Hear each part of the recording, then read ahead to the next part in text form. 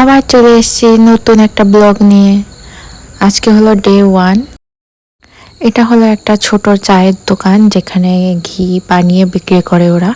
তো আমি সেই অর্ডারটাই দিতে গিয়েছিলাম।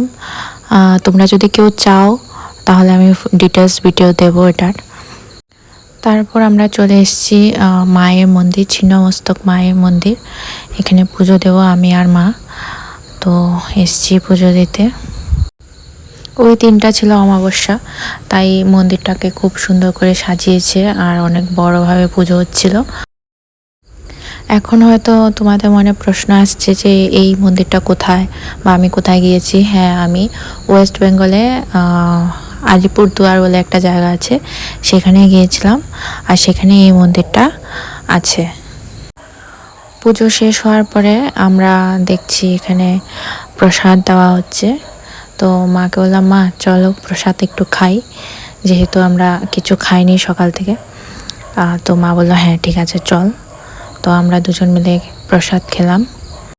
সকাল থেকে বলতে তেমনও কোনো টাইম হয়নি, 9টা 9:30 বাজছিল তখন। জেনারেলি আমরা ঘরেও 9টা 10টার দিকেই ব্রেকফাস্ট করে থাকি, আমি তো করে থাকি।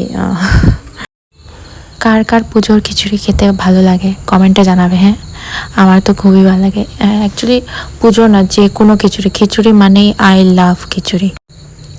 তারপর তো আর কি খেয়ে আমরা চলে গেছি আমি আর মা ডক্টরের কাছে চেক আপে। 4 থেকে 5 ঘন্টা লেগেছে ডক্টরের চেক আপে। আমরা ভেবেছিলাম আরও কিছু কাজ ছিল সেখানে যাব, কিন্তু অনেক টাইম হয়ে গেছে তাই যেতে পারিনি আর। তারপরে তো লাঞ্চ করলাম। খাওয়াটা অনেক ভালো ছিল।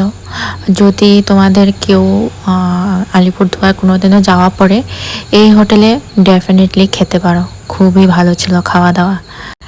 খেয়ে খেয়ে মা বলছিল আমাদের ওখানেও যদি এমন একটা হোটেল থাকতো তাহলে খুব ভালো হতো। খাওয়া দাওয়া শেষ হতে হতে 4টা 4:30 বেজে গেছে। তারপর আমরা চলে গেলাম নিউ মোড়ে, কারণ আমার বোনদের জন্য কিছু খাওয়া দাওয়া নেওয়ার জন্য। অ্যাকচুয়ালি আমি বলতেই ভুলে গেছি, আমি আলিপুরদুয়ার গিয়েছিলাম আমার মামার বাড়িতে। ত্রিপুরার মানুষরা যারা ওয়েস্ট বেঙ্গলের সাথে যুক্ত আছো তারা নিশ্চয়ই চিনবে নিউ মোড়। এখানে pastry, birthday cake, burger, pizza, sandwich, এইসব অনেক কিছুই খাওয়ার পাওয়া যায়। তো আমার ছোট ছোট বোনদের জন্য আমি কিছু খাওয়ার কিনে নিচ্ছিলাম। হ্যাঁ, দ্যাটস ইট, আজকের জন্য এতটুকুই। দেখা হচ্ছে পরের ব্লগে। বাই, সবাই ভালো থেকো।